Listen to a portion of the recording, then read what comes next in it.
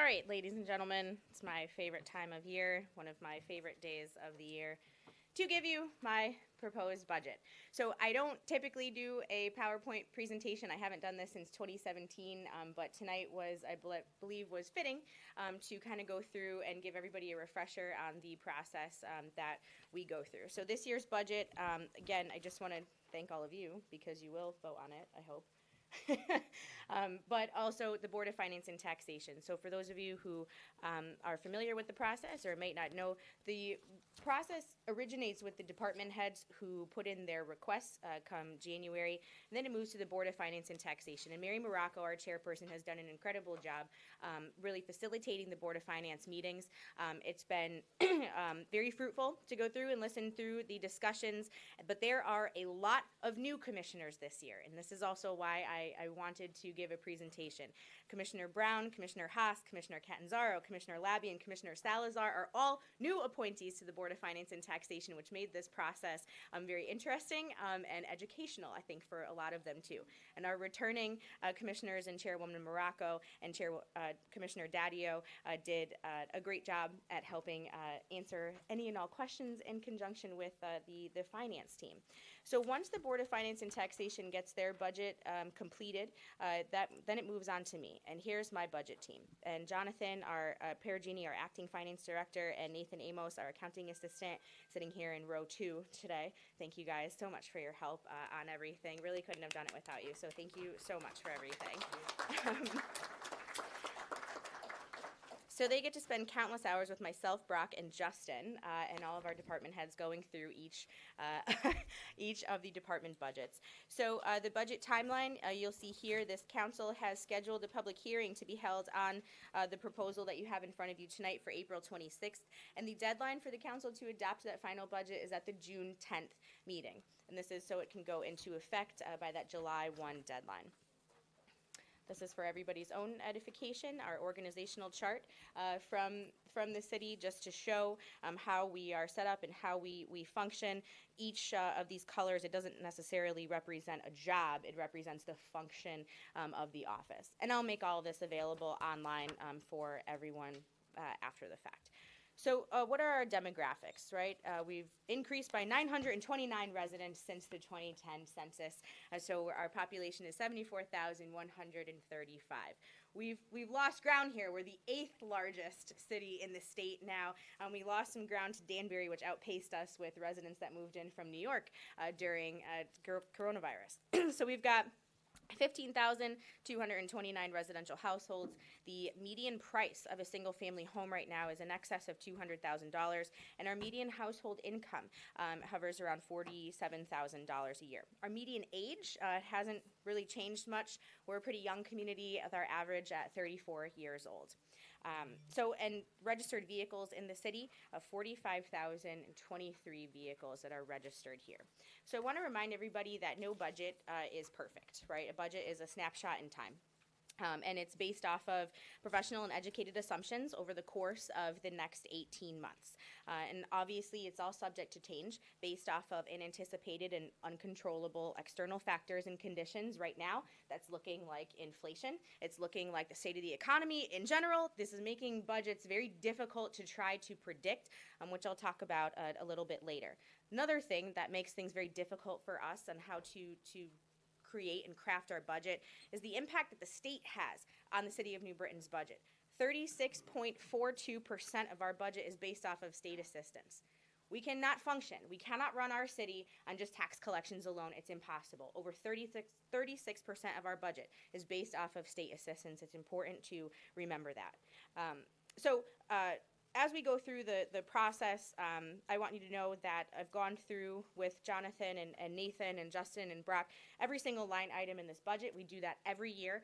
We go through all of them. There's 966 line items in the general fund. There's 498 in the special revenue funds. That's 1,464. Get out the calculator. 1,500 line items, whatever. It's a lot. It's a lot, and we're very busy reviewing those, but it's for good reason, right? But it's just important to remember that, as we base these projections, it's very, very important to remember that this is going off of looking at the next 18 months to come. To get to this point, I recently wrote a column for the New Britain Herald that was titled, New Britain's Financial Journey Reaches Stability. And, while I say that, even though I talk about the fact that 36% of our budget is reliant on state revenues, I say this because 10 years ago, when I was standing here presenting the budget, we were speaking a very different story. We were talking a very different tune. And a lot of it had to do with our debt profile because we couldn't afford the amount of money that we had put on the city's credit card. So again, in this PowerPoint presentation, you have a link to that article, which takes you down through memory lane here of a history of where we've been through the last 10 years. I like to equate it to, everybody's going to laugh at me when I say this, 3 legs of a stool. You have 3 financial legs of a stool, right? If you break one stool, the leg falls over. You got cutting expenses, you have to manage our debt, and you have to grow your revenues. And if you're not doing a combination of all of those 3 things, your stool is going to tip over. And so it has to be actively managed. It has to always be watched. So this is a picture of the debt profile that this council has passed as of recent. And this is the first time that this debt profile has looked like a downward slide in excess of, 30 plus years. And that's something to be said. That means that in the future, this council, whoever is in the mayor's office, is going to have the flexibility to be able to either add new projects on if we need to, if a tornado comes through Main Street and we need to pay to fix a substantial amount of infrastructure, or if we don't want to do anything and we just want to pay down our debt and give us some breathing room. This is the first time this debt profile has looked like this in a long time, and I am extremely, extremely proud of it. And that is one thing that made this budget just a little bit easier. So if we take a look back at last year's budget, last year's total budget was $243.1 million. It reduced the mill rate from 50.5 down to 49.5. It reduced the motor vehicle mill rate from 45 down to 44, and it didn't lay off anybody. Last year when I talked about presenting the budget, I wasn't sure if that tax cut was going to be able to be sustained. And that was the impetus of a lot of the conversation that I had. Can we maintain it? Okay, we can get away with it for a year. And we talked collectively about this, right? We wanted to try to give some relief to our taxpayers just because of what everybody was going through with the pandemic, the layoffs, people struggling to make ends meet. We weren't sure if we were going to be able to sustain that. So we have to consider the changing trends, too, of this year. This is the numbers as of March. CPI is up. Your cost of 8.5% growth in inflation. That is insane. These are numbers that we have never seen before. We have not seen inflation like this since the early 1980s, before I was born. So this is crazy. Gas prices up. Everybody's feeling that, 48%. Energy, the cost of energy, up 32%. Values on used cars and trucks up 35.5% almost. This obviously is impacting all of us, and our city's budget is our city's budget is directly impacted by it too. So it's something, while all of us are feeling the pain individually, the city has to collectively feel that pain too. But these are the trends that we have to think about. So as we're looking at this current fiscal year, we do have a deficit that's projected in this current fiscal year because of that, especially because of the interest income. The distressed municipalities grant that the city was supposed to get, we budgeted, the city was supposed to receive $6.5 million in a distressed municipalities grant. We decided to budget conservatively last year, budgeted for $3.3 million, and we got 0. So this is causing a huge hole in our budget for this year. So it's important to put that into perspective, that this year we're projecting a deficit. You also had increases in your insurance renewal rates. Your police pensions have increased. It's becoming more expensive, and your interest income didn't come in as much as what we had anticipated. So I'd say the police pensions increase, and I know that Alderman Catanzaro and Alderman Thompson will probably ask me about this, so I want to explain it briefly. So underneath the old pension plan, the city has a bunch of different pension plans, and police and fire used to be under a separate plan. Well, we still are paying into that separate plan because there are people that are obviously still alive and still collecting on that plan. Well, because that plan is now closed and more people that we're hiring are going into the new police pension plan, this is where those costs are shooting up because everybody is going into those new funds. So I say this again just because, while I'm not panicking about this year's budget and the deficit that's projected, I have full faith that we'll be able to make it work, and we're going to do some things. I've already sent a memo out to all the department heads, which kind of got it, and we're like, what do you mean? We need to tighten the belt. Yeah, we do. There's no doubt about it, but just like you would in your household budgets, we're going to do that the same here for the next couple of months to be able to make it work. Here's our budget progression, and I apologize for the numbers kind of being a little funky here. So this budget progression slide is going to show you where the requests came in. So the department head request lines at $256.5 million, the Board of Finance and Taxation's proposed at $256.5 million, and mine at $251 million. It'll show you the increase over the prior year. Keep in mind, all of these increases are underneath what CPI, what inflation is, which is good, and what your estimated mill rate would be if we adopted those budgets. That's if we went with the department had requested, our mill rate would have to increase by over 7 mills. That's a huge burden that I don't think any of us are prepared to take on. And then the mill rate change in dollars. So that number is a little bit skewed because it's based off of a 96.6 collection rate, and it's only based off of tax collections, not necessarily our grants. So please don't try to do the math. You're going to get frustrated. And then you're going to be like, Mayor, why'd you do that? Again, I have to give a shout out to our lobbying firm for lobbying for our grant dollars, because we know how much or how important those are to our bottom line. And a big shout out to Gaffney Bennett and those that advocate for us at the state, because we know how much we are reliant on them. You're going to see an increase over last year to this year, $243 million to $251 million, which equates to a 3.26% increase. So let's talk about mill rate. The value of a mill increased to $2.7 million and change, just up a little bit from last year. Assumes a mill rate of right here of 49.5. So an increase in the value of a mill, right, to 2.7 million. The increase isn't due to the valuation across the board, but also the growth in the grand list. We talk about the 3.8% growth that we saw in our grand list. That's what this equates to. So I know everybody always says, why do we talk about mill rate? Mill rate is the tax rate. Why do we call it a mill? Because it's based off of a Latin term. I said I wasn't going to say it, but I feel like I need to, and I'm totally going to pronounce it wrong.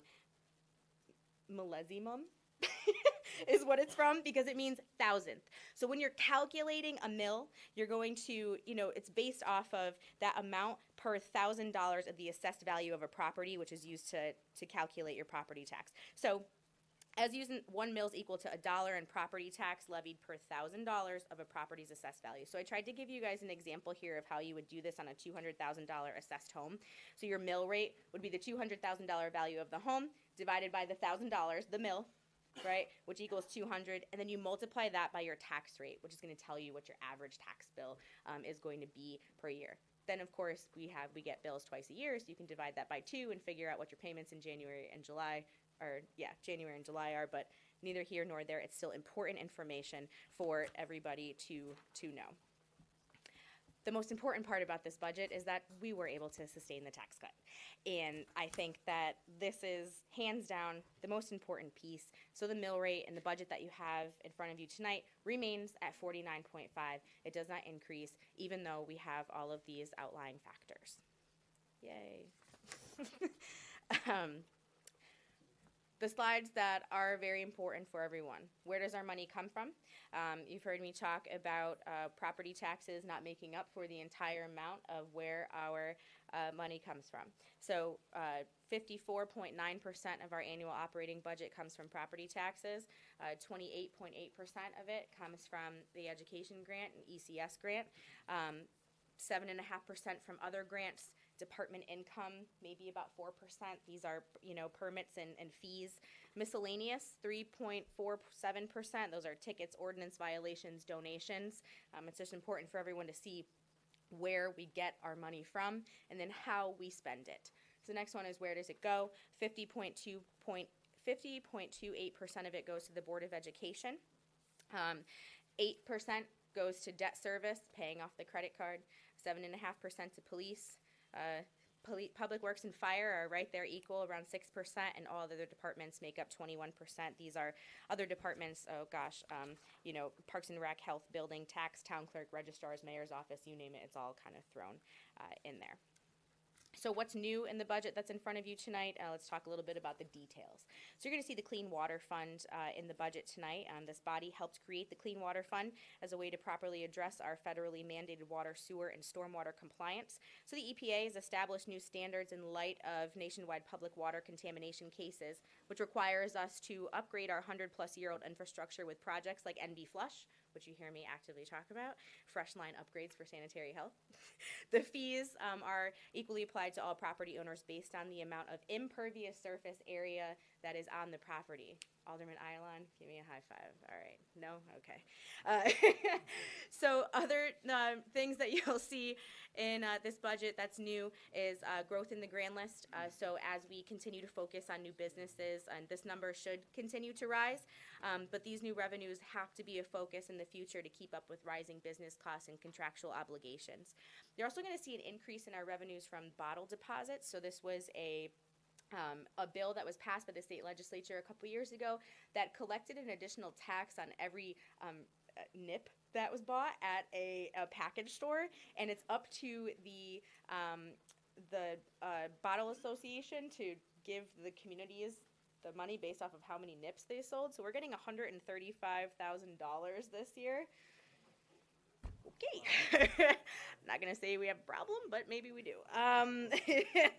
So that's new. And you also have the $6 million that we utilized from the lost revenue coronavirus relief funding, and I will note this is a one-time revenue source, so it is important to note that we don't have that money next year. We also, the tax stabilization fund, just so everyone's edification, is now at zero.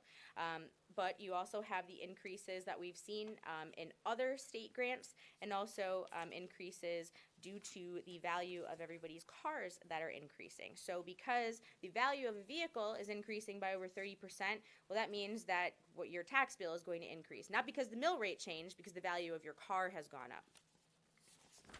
So what are you seeing in expenses? So, all right. First thing is a 1% roads program. Now, I'm calling it a 1% roads program, but you'll see that it's not totally funded at 1%. And hear me out, and this is where I want to get to. So this program, in my opinion, needs to be created in order to get us away from bonding for our pavement management program. So what we've been doing historically, the city has been bonding to pave all of our roads each year. So each year we do about a $2 million paving paving program. We've been bonding for this for as long as I know. We really need to get away from this practice. And I've been saying this for a long time, and we're finally in a place where we're going to establish this fund. It's going to be called the 1% Roads Program. This is a general expense of government that should come out of the general fund. You'll see $300,000 that is put into this fund as a starting kitty for this year. We don't need the $2 million in it this year because we're already funded, and we're funded through the final piece of the bond that is now going to be zeroed out, and also through the town aid road money, which we receive, that is about $1 million a year. So we don't necessarily need it for this year. Hopefully we'll be able to roll it over as a starter for next year, but I want to get us started, and I want to get us working towards putting 1% of our budget toward pavement management. And we may not have to put $2 million a year into that. It's going to be supplanted by how much money you get from the state government for in-town aid road that can only be used for paving streets. So we'll be able to gauge that. You're also seeing new expenses in terms of increased insurance rates, increases in pensions. Now that a lot of our employees belong to MERS, this is the state employee retirement pool, we don't get to determine what we pay into this fund annually anymore. We are told how much we have to pay into it. We have lost that ability to negotiate any of that. We're given a letter, and we have to pay what the letter says. And those rates, as you can imagine, skyrocket year after year, and we don't get any choice. We have to pay it. You also have the unfunded mandates from the police department. And I talk about this because they're things that we have to do, but they come with a hefty price tag. So in light of the police accountability bill, the city has a lot of added expenses. We have to pay not only for body cameras, but we have to pay for the storage, the data storage of those body cameras, right? We now have to pay for psychiatric evaluations on a third of our police department annually. These are exorbitant costs that we have to bear the burden of as a result of the law that was passed. Not saying that it's a bad thing, but these are our realities. These are things that we have to pay for. You also have required drug testing for the police department and the fire department now. That is going to add on a lot of costs to our operating expenses. I added the downtown patrol officer in here because it is a new piece in the budget. And I know a lot of the alderpersons we had many conversations about this. With the added businesses downtown, with the nightlife and the things that are happening with 222 on Main and the Brit and a lot of developments, we need people to feel safe when they are in the downtown area. So now we have full coverage for 2 shifts in the downtown area. That is an added cost. You'll see increases in medical self-insurance. You'll see the increases in the debt service payments. These are all things that we knew were coming, but these are all new expenses. But you are going to see some additions of different jobs. There are some new jobs that are in this budget. A nurse, a gardener, a paralegal, and an admin for the Parks and Recreation Department. And I'll talk a little bit about how we were able to afford those things. And that's because you have the impact of attrition.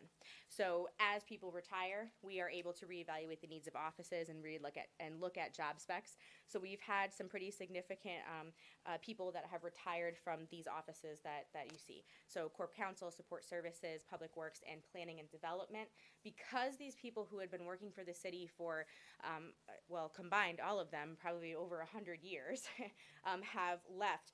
We are saving money in their salaries, moving these positions down to lower starting pay grades, allowing us the flexibility to be able to add some of these new jobs like the gardener, the paralegal, the park and rec administration person.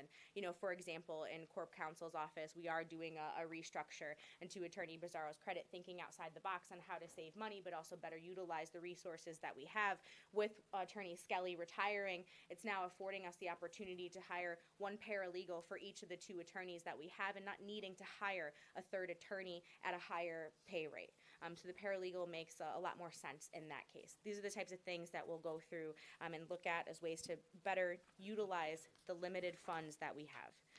I always talk about this slide, and I try to put this in here because I need everybody to understand the realities that we face. When you're talking about how to save money, how to spend money effectively, when we're talking about the realities that we face when we may, have issues down the road, you have to look at and you have to value all the options. You have to put everything on the table. And these are tough things for us to talk about, right? But this budget doesn't do some of the things that we would have to consider if we didn't have the flexibility that we have currently. It doesn't lay anyone off. It doesn't discontinue trash pickup. It doesn't close the senior center. It doesn't reduce public safety. It doesn't cut the library funding. It doesn't raid special revenue funds. And I say that because once upon a time, we were in this habit of taking money from the water department in order to balance the general fund for the city, which is not a good thing, not a good practice. It doesn't distort revenues. I'm not lying about how much money we think we're going to make. We're not making money on frivolous things that don't exist in order to balance a budget. But most importantly, it doesn't increase taxes. But you have to think about these things when we're talking about our budget, right? Because these are the items that this body would have to consider if we do get to the point where we need to start seriously pulling back the reins and really starting to talk about what do we need to eliminate in terms of services. I talked a lot about things that are beyond our control with rising interest rates and pension costs and national economic trends, but they are important to hone in on and function. There are forces that are just strictly beyond our control here. Our city's tax base, half of it is tax exempt. So half of everybody, all the properties, they do not pay in equally for what everybody needs to pay in order to be able to provide the services that we have. That is a fact. We are 98% developed. We don't have all of this space available for us to just say, yeah, we're going to build the Amazon headquarters there. We don't have it. And if we did, it probably would be a blighted building that is probably ridden with asbestos and PCBs and of the like, and it's going to cost us 2, if not 3, if not 4 times the amount of money to remediate it and get it down just in order to redevelop it. So that's why brownfields, it really impede our ability to create those new revenue streams because they cost so much more. And then, of course, we talk about this frequently, that our payment in lieu of taxes, payment from the state, is not equal to the entitlement that we should receive. We have a lot of state properties, a lot of hospitals. We do not receive the amount of payment in lieu of taxes funding that we should. We get about 35% of what it is that we are owed by the formula. Then, of course, you have, again, I talked about those expenses that are rising. And you also have limitations on your debt now. So I know I talk about debt a lot. However, we were able to save so much on our debt because of a special law that we worked together with Republicans and Democrats that had bipartisan support to get passed. It was called Urban Stabilization Bonds. This allowed municipalities, allowed them up until October 1 of 2022 to refinance their debt profiles in order to go out longer. So you can pay your debt instead of 20 years, you can pay it for 30 years. And when you do that, obviously your payments go down. That law sunsets October. So we've maxed out, we're done. Our debt profile work is done, and I'm happy with it because we're on that downward trend. I'm very happy with it, but we were able to do that because of that law that was passed, which now doesn't exist anymore. So that has closed. You don't have that option in the future. So we have to think about the things that we're concerned about for the future too. All right, first and foremost, the car tax legislation. There's a bill that's at the state of Connecticut right now. It's being discussed in the House of Representatives, and there's like 3 or 4 different versions of this. But basically what it does, it eliminates the car tax. Sounds great. Nobody wants to pay car taxes. I get it. Unfortunately, that's $6.4 million out of New Britain's city budget that we're going to have to make up somewhere else. So if you're not paying for it in car tax and we're not getting it reimbursed from the state, where's it going to fall? Going to fall on property owners in some way, shape, or form. Because $6.4 million, well, we learned that that's a good portion of that is the fire department or the public works department, right? And imagine eliminating either one of those. So I'm very concerned about that. I'm concerned about continued unfunded mandates, again, just not being reimbursed by the state for the amount of things that they tell us we need to do. Decreases to state grants that we rely on. Inflation, supply chain issues, all of these things are they're scary realities that we face. Then you have to talk about the impact of revaluation. So right now, currently, every 5 years, the city of New Britain and all communities across the state go through revaluation. That is where we come out and reassess the value of your property. Because of the trends in the economy, we do anticipate that our values are going to significantly increase. That's just fact. If that happens, then this body and next year's budget is going to be incredibly interesting because we are going to have to be forced to equalize our mill rate so that people are not paying an exorbitant amount of what they were before. And that's going to be a big project that we have coming up in the next year. So when I do a budget, I always try to look at the out years too. It's not good, it's not healthy to look at just 1 year. You have to look at year 2, year 3, sometimes year 4, and you have to look at your bottom line costs, and this is just what we did here. Just a simple formula of what our costs may be in 24, 25, and 26. They don't go down. The cost of doing business just never goes down. So these are the projections that we're looking at. Now, you will see that our unassigned fund balance in the right-hand corner is $16.8 million. That is a good, healthy position for us to be in. This is our savings account. Our savings account is very healthy. However, this body and the city has a 5% fund balance policy, meaning that at any given time, the city must retain 5% of its operating funds in fund balance. So we're actually $4.5 million over what our policy is. So we have flexibility if need be. Wanted to talk briefly about the Mayor's Strategic Plan Committee. I need to have a commercial for this really quick because when we talk about focusing on growth, focusing on increasing those revenues, you have to have a dedicated group of people that are looking at and projecting out what those developments are going to be, how we're going to increase those numbers.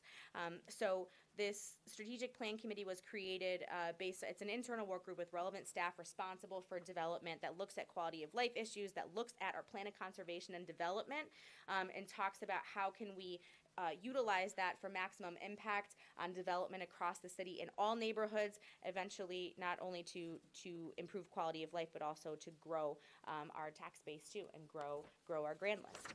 It was merged with the Smart City Committee and the Transit-Oriented Development Work Group, so it really is this major group that is kind of overseeing all of our vision for the city.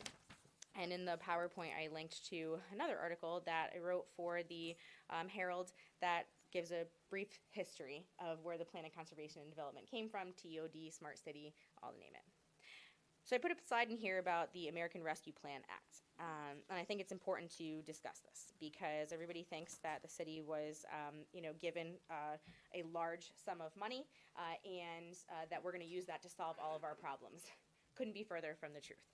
The American Rescue Plan Act money, $54 million of it was made available to the city for qualifying projects. 70 plus million was allocated to the Board of Education. There is extremely strict rules and restrictions on this money. We can't just use it to offset our, operating issues. We can't use it to pay down debt.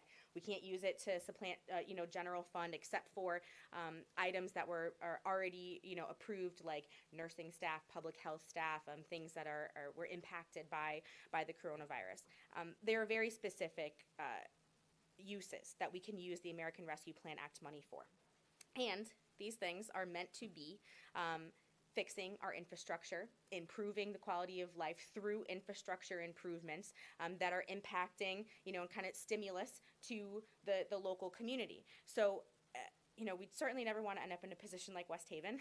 Every project that we have is thoroughly vetted through, and goes through. It's true.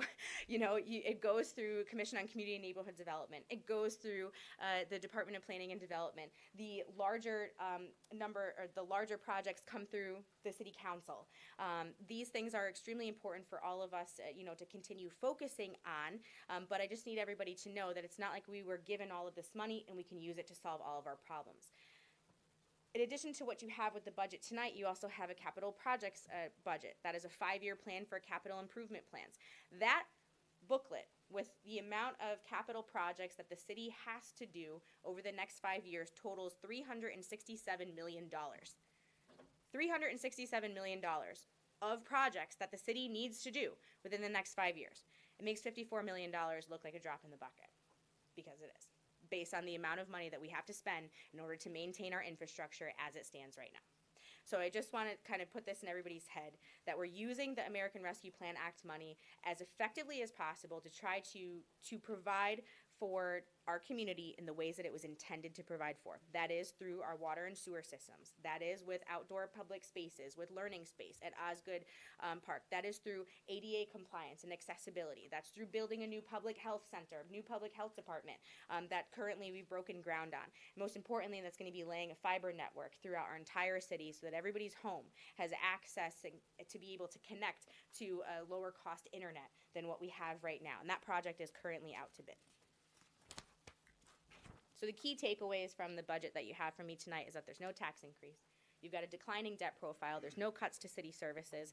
Your budget increase was kept much lower than your inflation, than your CPI. Your education savings fund is maintained. That $2 million still is in there, even though the Board of Ed did not ask for anything more. We're maintaining that $2 million for them. The budget spends wisely. It doesn't inflate revenues. It supports employees. It protects our taxpayers. And most importantly, it's controlled, it's calculated, and it's cautious. Well, I'm not done yet, but thank you. I know, it was a good way to do it. I know. I just think, when we talk about, just a budget as I conclude, you have to invest in your community, and you have to look at the way that you present budgets and the way that you do budgeting. You have to look at it as investing, right? And you have to make sure that you're investing in a structurally balanced budget. You have to make sure that your expenditures are kept in line with your revenues. You've got to maintain stability, and when you maintain stability, it gives confidence to residents, because everybody needs to feel comfortable and confident about the people that are managing their money, right? And you need to know that there's people here that take it very seriously, and I need to make sure that I instill confidence in each of you, that we're spending your money wisely. But you have to focus on predictability too. Predictability is very, very important, especially when it comes to expanding your economic profile, because if you're predictable, then you're going to continue to attract businesses and keep that positive momentum, because people are going to feel confident in investing in your community. Which ends me with my line that I use all the time, that people want to invest in cities that invest in themselves. And we're going to continue to do that, and I'm confident that the budget in front of you tonight does so. Thank you.